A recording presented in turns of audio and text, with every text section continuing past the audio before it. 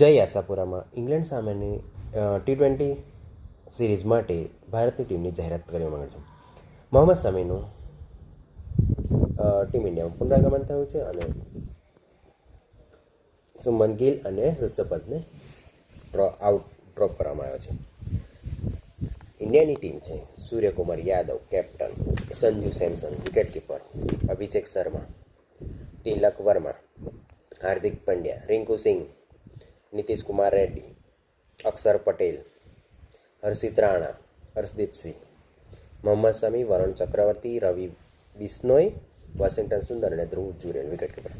જો આમાંથી વાત કરવામાં આવે તો ઓપનિંગમાં સંજુ સેમસંગ અને અભિષેક શર્મા હશે. ત્રીજા નંબર પર તિલક વર્મા, ચોથા નંબર પર સૂર્યકુમાર યાદવ, કારણ કે સાઉથ આફ્રિકા સામેની T20 ઇન્ટરનેશનલમાં તિલક વર્મા ત્રીજા નંબર પર બેટિંગ કરી હતી અને સારી એવી સેન્ચુરી પણ મારી હતી.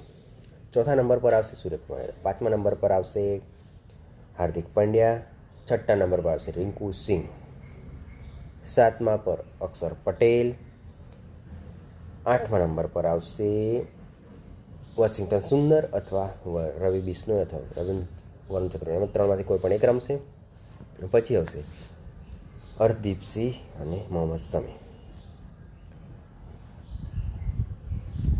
હાર્દિક પંડ્યાને વાઇસ કેપ્ટન તરીકે જે બદલીને અક્ષર પટેલને વાઇસ કેપ્ટન બનાવવામાં આવ્યો છે.